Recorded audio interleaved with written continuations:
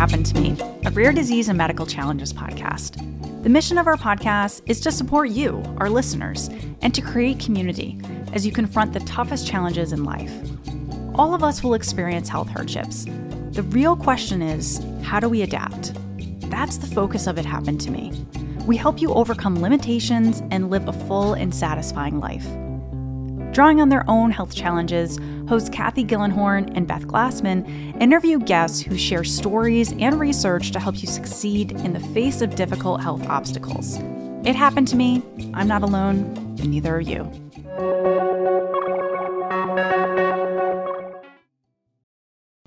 This episode of It Happened to Me has been split into two parts due to the length of the interview. Part 2 follows. So this trial, he was put on some sort of weight control medication. Is that? Well, yeah. So it's setmelanotide made by Rhythm Pharmaceuticals. And it made it through phase 2. So we were really excited to be part of phase 3. In fact, I think they tried it out like on Prader-Willi or some of these. Yeah, others. I think that's, I think, I'm so appreciative. I know it's terrible to have Prader-Willi, but I'm so thankful for the Prader-Willi community, because I think the drugs the drug that was developed to help control Everett's weight was probably researched and developed in hopes of being able to treat the Prader-Willi community, because that's a much larger community. Yeah, because pharmaceutical companies aren't necessarily keen to work with nano-rare diseases. Rare diseases, because there's no money there. There's no money there. Right. Yeah, so you guys are kind of a bigger community altogether. Yeah, so when it doesn't work for Prader-Willi, or maybe they're trying it with Prader-Willi, let's be like, okay, well, let's also try it on like these other hunger related disorders. And yeah, it worked. Did it help? Oh my gosh. We knew it was blinded. And my auntie, she's 83 now and she lives with us. And she's like, he's on the study drug.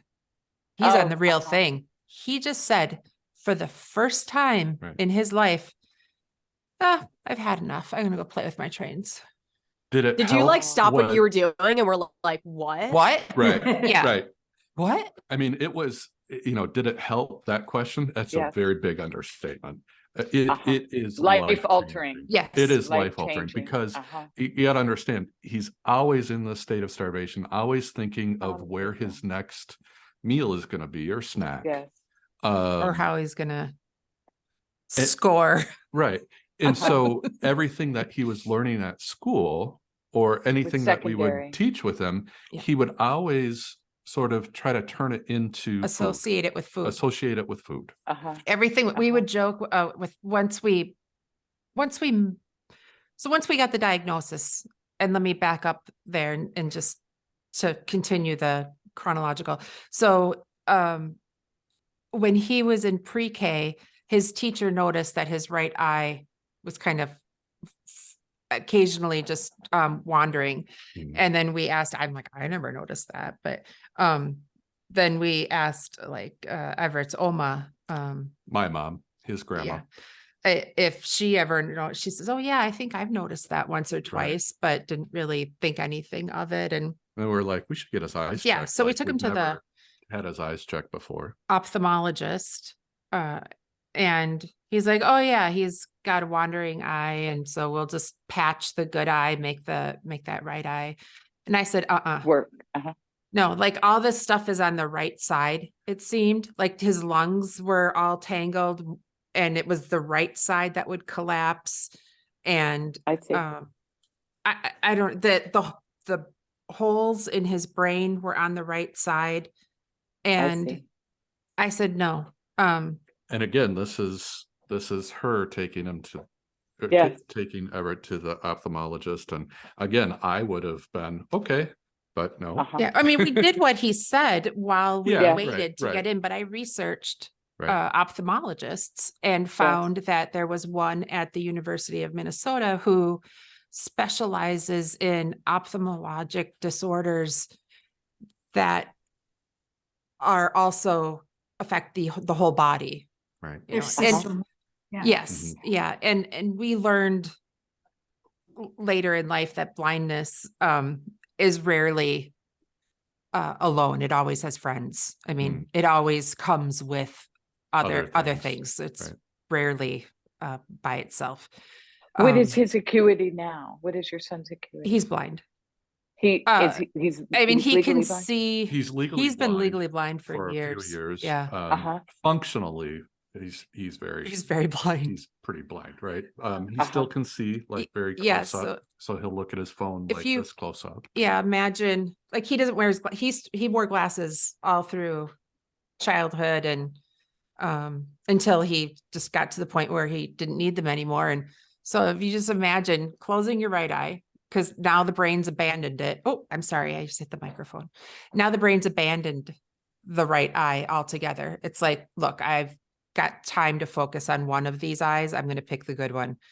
And then hold your fingers in a little circle around your left eye, and then make that cloudy and blurry. Right. That's what he can see. So the macula, so the center part of the eye is what you're talking about, and that's cloudy. Yeah. So that's cloudy. So he's how about peripherally? How about his? He has no. The peripheral vision is completely gone. It's gone down to, which is also night vision. Yeah. Right. So as it gets dark, he can't see. Can't it's see anything. Completely black. When we step inside after being outside, he can't. It takes him a long time to adjust. So back to the secondary. So his visual field is very small, and what he has is cloudy. Yeah, blurry. So can he read? No longer can read. He stopped being able to read in 6th grade around Thanksgiving. What he can see is cloudy. He doesn't have any clarity. He does have some acuity there. If this is him on his iPhone. Oh wow. You know, he has to move stuff around. Hi, Pearl. He has to move stuff around in order to be able to see it in just the right place. And it has to be just the right place. Yeah. And from what we learned, it's not necessarily looking directly at something. So if I'm looking at this microphone, he might have to be offset a little bit to see. Which is such a weird thing because that's where, that fine piece of vision. That's Right. Yes. So, before we got the diagnosis, he took part in T-ball. And funny. So he's playing out in the field and somebody hits the ball. He was the quote unquote pitcher. He was in the pitcher position. Right. So the ball comes to him and goes like right between his legs. Right by his feet. And the parents were all lined up against the fence watching and myself and another parent, Jill, were like, what is he, blind? Turns out he kind of was. Turns out he was. Yeah. So we go to the secondary doctor. We meet with her. And she wants to do an ERG. Yeah, because she did a little functional test. She threw some quarters on the floor, dimmed the lights in the room, and just said, hey, you walk over there and get that toy. And because he's 4 years old at this point.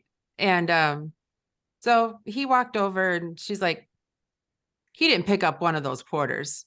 And then she says, hey, you want a quarter? And he's like, oh, yeah.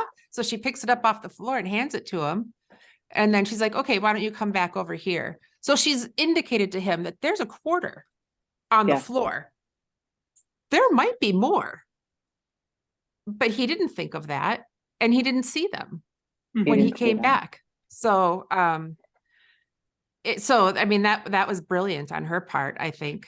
And so she said she's very concerned that he might have what's called retinitis pigmentosa or rod cone dystrophy, meaning that the rods in his eyes are dying. Is responsible for the the peripheral night vision and the black and white in the retina. In the retina. Yeah. And then, cones are your central vision. So the rods are dying faster than the cones. And, but he would need an ERG for that. And she was so wonderful. And tell us, what is an ERG? Electroradial retinogram.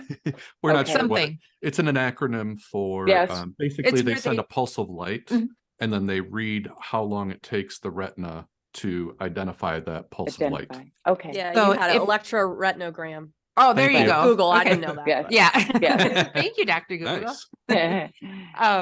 And the normal response would be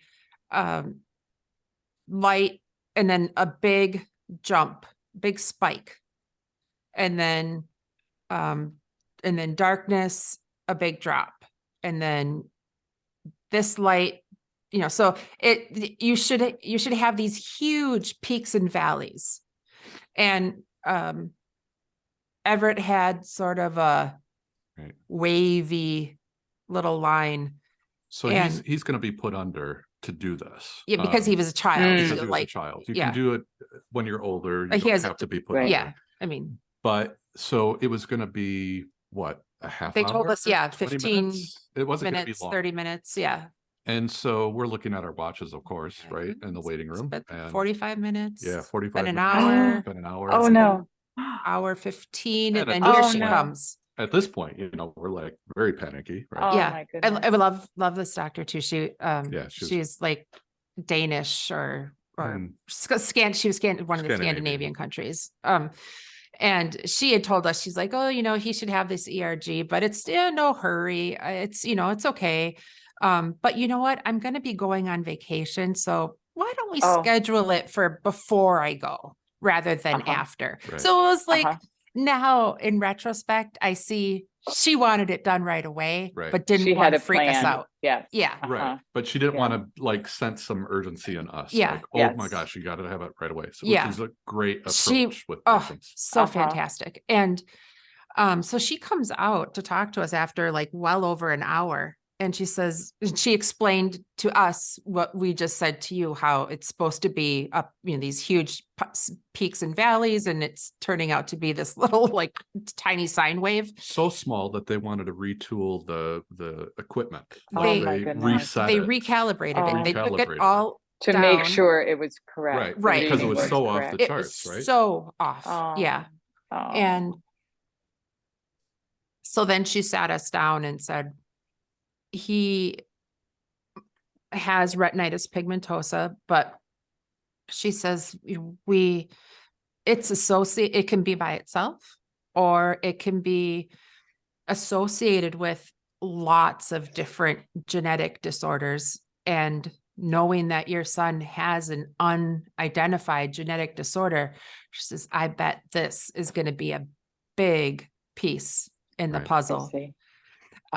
So in the waiting room, I call our geneticist and leave a message saying, hey, Everett probably has retinitis pigmentosa. Can you, based on what you know of him, does that help? Is that a piece of the puzzle? Right. And the next day she called me and I was at work, and I left to take her phone call, and she asked me, she says, is he hungry all the time? I said, oh my God, yes. Yes, he's ravenous all the time. And she said, does he this? Does he that? And the answer was yes to all these questions. And she says, we'll have to do a test, but I'm fairly certain he has a genetic disorder called Bardet Biedl Syndrome. It's very rare.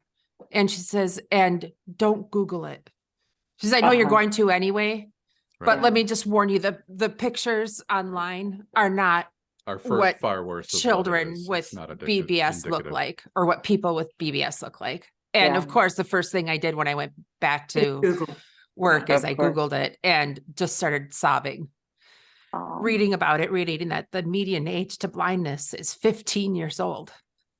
15 years old.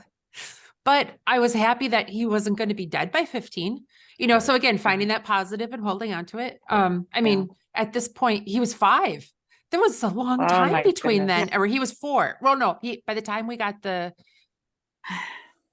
diagnosis, he was 5. That's right. Cause it was in the summers, right? It was in July, right after, he had just turned 5 in June. And so this is on a Thursday, and it takes months and months to get in to see her. She holds genetic ophthalmology clinic on Tuesdays in the ophthalmology clinic, where her and her residents and fellows, they see patients who have genetic disorders that are also have ophthalmologic disorders associated with them. And that takes even longer to get into. And she says, would you mind being here early on Tuesday morning? So she's going to have us in before any other patients. And she says, also, would you mind if there are other people there? Fellows and what it was is, it was like the fellows, all the residents, there's a bunch of med students. They all want to see Bardet Biedl syndrome being diagnosed. Yeah. And that's exactly. So they had a blood draw, and they said send it to this small company, actually in Marshfield, Wisconsin again, who at the time, keep in mind, this is 2011. So this is over. Oh no, this is 2011. So the technology, it was still done by hand. So this is something that took over a month. Time, right. Yeah. They probably had to sequence the full gene. Right. Did they ask you guys for a blood sample? Because this is an autosomal recessive condition, which we haven't mentioned yet. So did they do trio testing? They tested you guys too? Yep. And so it turns out, I don't remember which is which, but one of us has, one of us, the gene is absent, and the other one, the gene is swapped with a different piece of code. And so, and so he had what's BBS 10. So what we now know is that there are tons of genes associated with Bardet Biedl syndrome, and BBS 1 is the most common. BBS 10 is actually the second most common, with both 1 and 10 have over 20% of the population. And then BBS 4 is the third most common. But I mean, I don't know that they knew more than 12 or 11 or 12 at the time. Something like that. But like I said, when we went to the first BBS conference that families held, it wasn't the first conference for them. It was the first conference for us. And we had friends who had moved out to North Carolina to Cary, right? Cary, North Carolina. Which is right by Duke, Raleigh and Duke. Yeah. And you know how people say, like, hey, anything you need, or if you're ever out this way, or like, be careful. Remember when you said that? Guess what? Can we stay with you? And we have a greyhound. So at that point we had adopted, we had one dog. We had a greyhound, but those two also tend to, you can't have just one. So later we would get another, but at that time we just had Boston. And so we stayed with them and went to this conference at Duke. And the first day of the conference was it was the evening before the first day of the conference, where most people were staying at this hotel. And so they were having a get together in the lobby. And I'm sorry, I keep looking away from the camera because I don't know why, if it's like I'm telling the story, but trying to look away from the information. I don't know. But we went to that to meet other people, and every person I saw, and I apologize to the entire BBS community, but at that point I was a young mother with a child that I had envisioned to be tall and slim and was going to be a swimmer, because we've got swimmers on both sides of our family. I was a swimmer high school, and he was going to be, do all these sports, and he's going to be really smart. And now I'm seeing all these people that I'm told BBS people are stupid. Not stupid, but they have low IQs, educational and learning disorders. But they tend to be low IQ'd. They have low sex hormones. So they sometimes don't hit puberty until their 20s, if they hit it at all. And they're blind, and the guys are bald. I don't know. So I saw these people, all these who looked ugly to me. And I don't know, just everything, the blindness, the things that I do right now with my son, and that I love doing, where we walk. I always say I'm his seeing-eye human, because he doesn't have a seeing-eye dog. I'm his seeing-eye human. And I still think it's funny after like, I don't know how many years. That's a joke that won't get old. Yeah. No, it doesn't. It totally doesn't. Or he'll say like, it sounds like it was a lot to just process. You're seeing all these people for the first time. For the first time. Like, this could be your future. This is exactly your life. In that moment. It's right. Yeah. And I just lost it. I went in the corner so that I wouldn't be an embarrassment to my husband. And I just uncontrollably sobbed. Just could not stop crying until I saw my son playing with a little girl that I learned a few minutes later, who was slim. Like my son was like probably the slimmest person there. And I say my son, our son. Yeah. And this little girl was slim, and she was about his age, maybe 4 or 5. Everett was 5 at the time.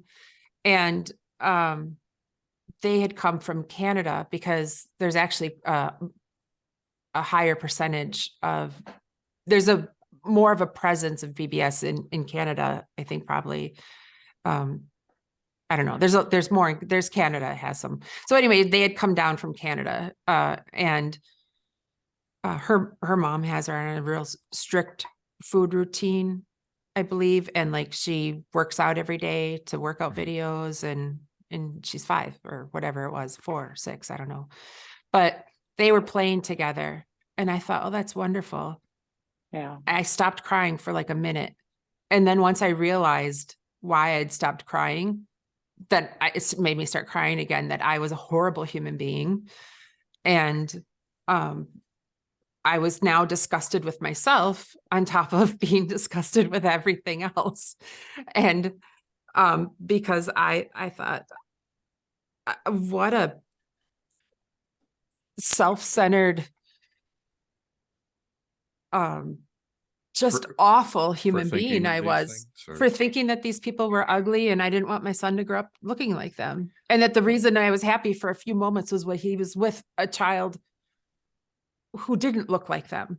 But you also have to honor like yourself and your own process, that it takes time to take in a diagnosis. And he was very newly diagnosed, it sounds like, when you were going there, because he was the same age. So less than 6 months later. Yeah. I mean, I so appreciate pat yourself on the back. Yeah. Of being really so transparent with us. Know how much you've been through, and how strong and courageous, and how much you've tackled this and made Everett's world a better place because of it.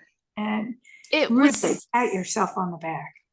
It was seeing the things we were told come to life, right? Seeing it for real.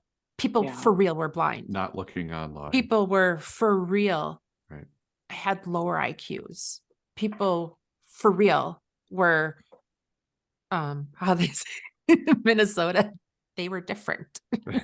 Sure. So it's this process of grieving. I mean, ever since, in utero, when we had that initial with the perinatalogist to this. It was just, it's a process of grieving now, seeing people that have this. And, you know, it's the process for us is developing, you know, kind of redefining what's our norm, right? Yeah. What's our normal? And we've had to do that time and time again. Sort of your way forward. How are you going to make a way forward? So did you adapt your home to accommodate the vision loss? Well, I will say that the next day when we went to the conference, and it was very different. I was now at that point seeing the beauty of it, people coming together. We met a family. I probably should have asked Michelle first, but too bad. So sad. We met a family who have the same last name as us. Wow. And Apparently we not, don't have a very right. common last name. Right. No. I mean, Alms. And Are you related? Apparently not. we thought for sure we must thought be. for sure, but they changed their name. Like they could identify when They went back changed in the their family name, tree, their last name, of but Greg's family, and who knows? could I still find think where we're their related. name was changed. But we immediately, and they live in northwestern Illinois, and eventually Everett would end up going to the Wisconsin School for the Blind, which is in Janesville, Wisconsin, which is right near the Illinois border. So when I would go to his school and stalk him, because, you know, that's what a healthy parent does, right? Yes, of course. Make sure that everything's okay. There's no creeps on campus, except mom. But, and he's like, don't come to stop sitting in on my classes. I just wanted to see what he's learning and how he's being taught. So then the next day I had to sit with like my phone, you know, with the camera sticking around the corner and watch. But it's good. So anyway, they were only an hour and a half away. So Michelle and I would get together almost every time. And she is on his list as a cousin. And she can come and pick him up because they are family now. She's one of my best friends. That's amazing. We call each other cuz. Yeah. And it's BBS that brought you guys together. Yes, exactly. Absolutely. Yeah. I mean, we've learned just so much from you, you know, in this interview. And I just really want to thank you for being just so open and honest. Is there anything you'd like to leave with our audience? Gosh, I know we've talked so much. Yes, I want to say, so many stories. Well, I want to say one that, the hunger, trumps the blindness. So at one point, so we also, in the same way that we, stalked Dr. Hawes in order to get Everett, I shouldn't say stalked, that we hounded I say we, I hounded Dr. Hawes to get Everett to be patient 001 in the phase 3 trial. We had the following conference was at, it was 2 years later, was at the University of Iowa. And they were doing research there that was translational and funded by Steve Wynn, because apparently he has retinitis pigmentosa. Yes. And so then we found out that one of the researchers also sees patients like once a month. So Bill had made a video of everybody thanking Steve Wynn for just like all these BBS people at tables and saying different things to him to thank him for funding research that he didn't know, helping all these people that he didn't know he was helping. Just like the drug companies making a drug, aiming it for Prader-Willi, but BBS community ends up benefiting from it. So, and then we were able then to get Arlene Drack's attention and get in with her. And she's been Everett's ophthalmologist ever since. And she is this close. And Everett will be patient 001 when she gets gene therapy done for, that's great. for, Wonderful. his vision. So anyway, I can't recommend stalking, but like just making connections is good. And anyway, so I had asked Everett at one point, I said, this is whenever it was still in the trial for the setmelanotide, which is now FDA approved in IMCIVREE. When I asked Everett, I said, so what if Dr. Drack's able to do the drug? And if you had to choose, like, what if you couldn't be in both studies at the same time? Which one would you choose? And he interrupted me. He knew what I was asking. And he said, I'd rather be blind than hungry. Really? That's Wow. how much it affects. That's how much it affects life. And I think that's a really powerful statement, because being blind sucks. It stinks. It's your primary sense. And the world accommodates for hearing impaired far more than for visual impairment. When we had gone to Japan, and they, at the train stations or wherever you go in public, on the handrail underneath is Braille, so you know where that staircase is going. There's nothing like that here. Anyway, okay. So another thing. Okay, so hunger trumps vision.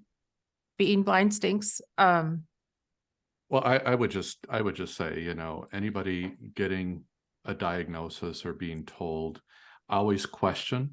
Yep. Always question, but then also find your people. Find your people. What? Support team.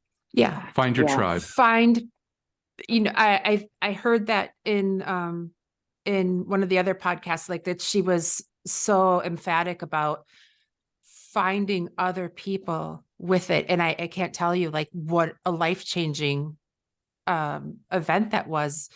And you feel like family. Yeah. We are. Even though you're not related, but yeah. Yeah, right. We are family. We get together. We plan our weeks at BBS clinic together. We stay with each other. We have jokes about even though our kids are all different ages, you still see these incredible similarities, and we collectively keep it positive. We collectively help each other. I have a sister in Alabama who was at the she's much older than I am. She was at the SSI office for something with her husband. Anyway, she just in casual life comes across a person who is morbidly obese and blind. And she strikes up a conversation with the mother of this person. And in doing so, she says, my son has something I've never heard of. It's called Bardet Biedl Syndrome. And she's like, actually, I have heard of that. And she says, no, you haven't. It's something different than what you think it is. She goes, oh no, my sister's son has that. And this woman was like, started crying. And I don't know this. My understanding is she was like blown away, and she's had nobody to talk to. She didn't know where to go, who to talk to. She had heard about Marshfield Clinic, but insurance wasn't going to cover it. So they didn't know how they would get there to have her son evaluated. And she knew nobody else. And this is in Northern Alabama. And so she says, if it's okay with my sister, can she call you? And she's like, yes, please give her my information. So my sister right away calls me and gives her my number. And I talked with her for hours, and because she never talked to anybody else. That's wonderful. Community is so key. Yeah. And that's one of the real missions of this It Happened to Me podcast, is to build an empowered, supportive community. So I have to ask, on behalf of our listeners, because you are a wealth of information, strength, determination, and drive. And I want to know, do you have any advice for parents of undiagnosed diseases during their diagnostic odyssey? And are there any resources you found to be helpful, all when you knew there was something, but before there was a diagnosis? I don't know. I mean, there are tons of resources out there, but we just celebrated the positive in anything and everything. And while it took its natural course, I guess. I would say, consider what you think, whether they have older siblings or not, or if you're a first-time parent, consider what you think normal is, and whatever seems not normal, work towards that. For Everett, before we were diagnosed, we always knew he had a big appetite. We always tried to curb that, though, not just let him sort of go at it, because it just didn't feel normal. And then sharing that with folks in healthcare. Wow.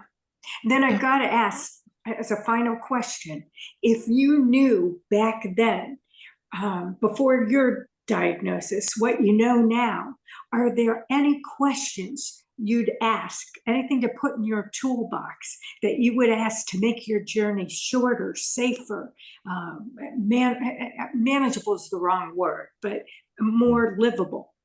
I don't know. I do know that many people now are diagnosed in utero.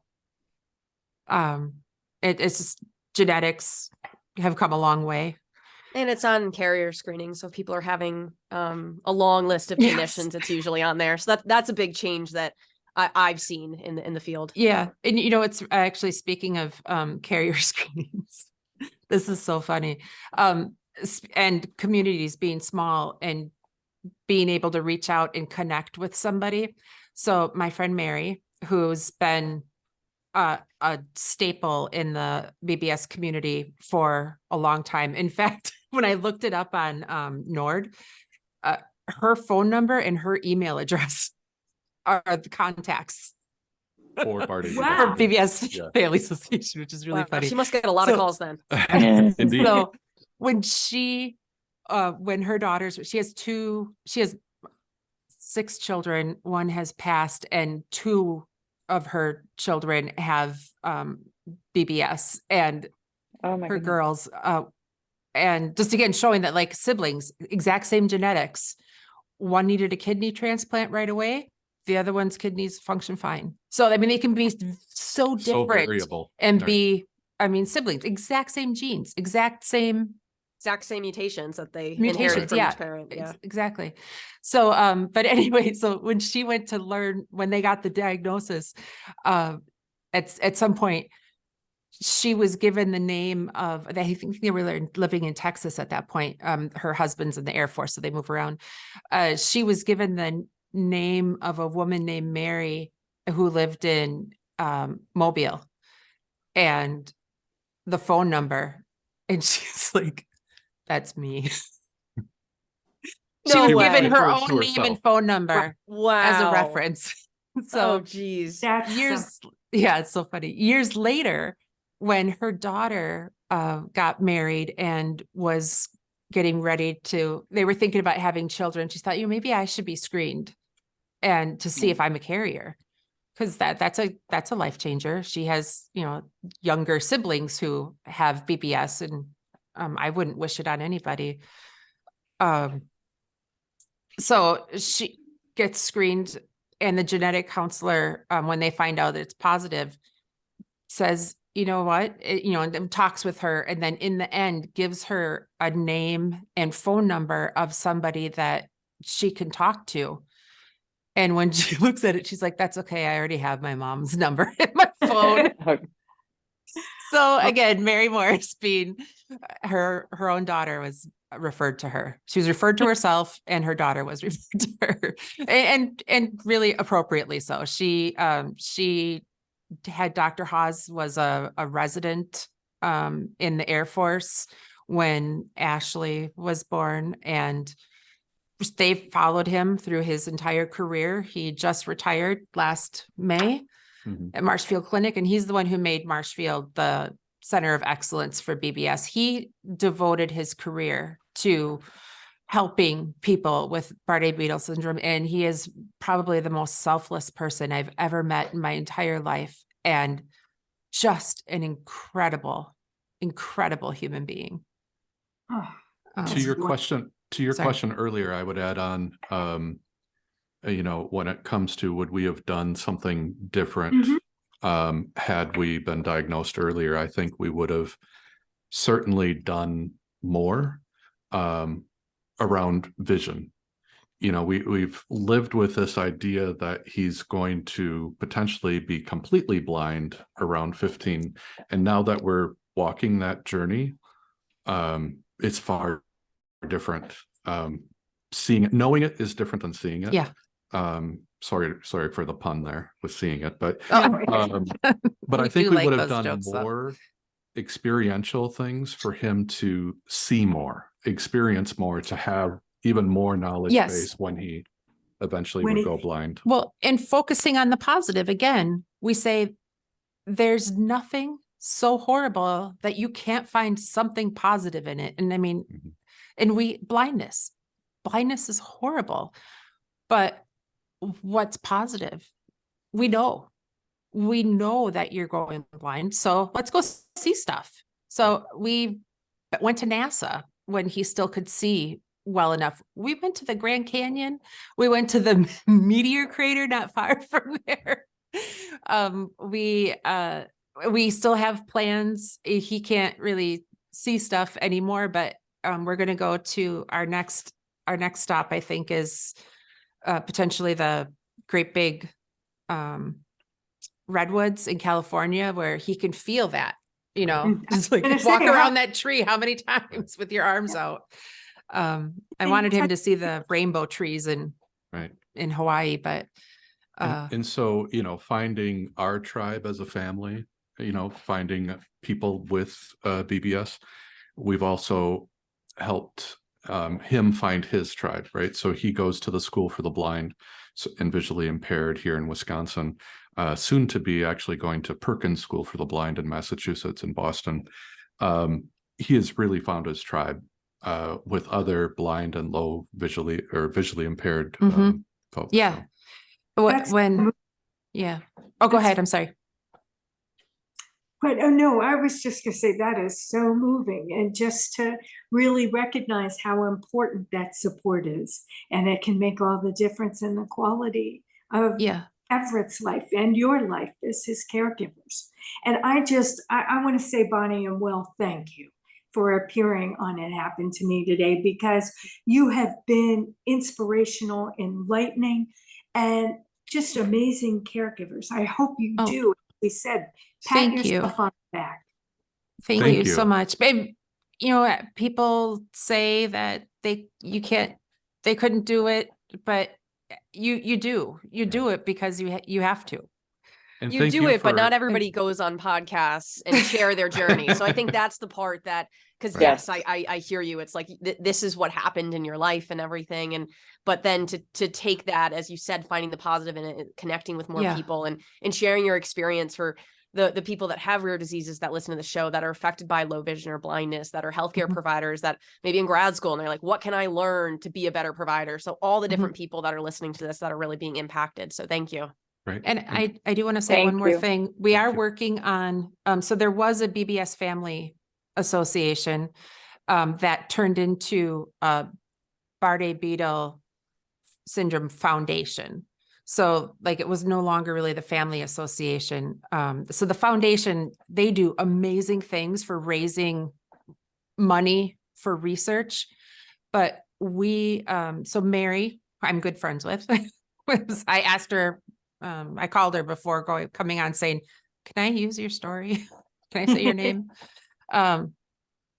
So her and we would always talk about, we need this, we want this, because parents are fighting in other states for their kids to be able to get the services vision support. Right. They say, well, your child can see fine. They're like, yeah, but they're not going to be able to see fine. So we got that as I've started learning cane and Braille when he was in kindergarten. So as soon as we enrolled him in the public school system, other families, they had to wait until their children couldn't see anymore before they could get that support, which is horrible.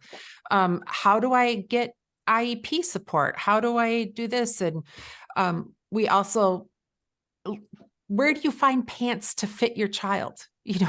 That the crotch isn't down to the knees. And then people find something and they share that, or their child outgrows it and then they ship it to them. And so we decided that what we needed was another family association, something where small amounts of money can go a long way. And we did legally form the BBS family. We don't have anything yet because our lives are just upside down right now. We bought a home in Massachusetts so that Everett could go to Perkins. And we're in the process of selling our home here in Wisconsin. And so just between that and jobs and trying to pay 2 mortgages and just life and Everett's and giving attention to our child, he comes first right now, I guess, before anybody else. He gets my attention and time right now. But Pearl is the mascot. I already had a graphics made of her. And at some point we've got a professional, we have all these things lined up. We're going to have Braille buddies where kids can Braille to each other. And mail it, so who gets physical mail anymore? So, but Braille is physical. So those screen readers are awful. We have all these things we want to do. We want to be able to set up and pay for the cost of shipping for people to send something to someone else and receive it. And a lot of ideas. We have lots and lots of ideas. And as we they just happen, need to make let it us happen. know, because we can Absolutely. update the blog post and show notes for this episode. So if people are listening to this in 2025, they can look and click the links. Yeah. So awesome. Yeah. If you have a web link or something to not yet, but we'll update. we can We'll post it update. on the episode. We will. No, we are rooting for you. Thank you. Thank you. We are all in there with you and rooting for you, and congratulations for what you've done for Everett. Great. Well, thank you. Thank you so much. Thank He is Thank the you so highlight of much. all of our lives. He's 6'2". I think he's handsome. And and when he likes something, he loves it. Yeah. He still goes big or goes home. Absolutely. And I love that about him. So many things that I think he wouldn't have or wouldn't be if he didn't have BBS. And he wouldn't have if he didn't have you. That's right. Well, yeah, he would This still is be true. weird though if he, being related to me for sure. Thank you so much for But having thank us. you. Thank you on for your time. Thank you for listening to this episode of It Happened to Me. We encourage you to learn more at ithappenedtomepod.com. That's ithappenedtomepod.com. Please use the contact form on our website to submit your guest suggestions, comments, questions, ideas, and feedback for the show. You can also email us directly at ithappenedtomepod@gmail.com. Again, that's ithappenedtomepod@gmail.com. We would also really appreciate it if you can leave us a 5-star rating and review on your podcast app, probably Apple or Spotify. This helps others in the rare disease and medical challenges community find us. It Happened to Me is created and hosted by Cathy Gildenhorn and Beth Glassman. Steve Holsonback is our media engineer and co-producer. Myself, Dineen from DNA Today, is our marketing lead and co-producer. Ashlyn Enokian is our graphic designer. And remember, it happened to me. I'm not alone, and neither are you.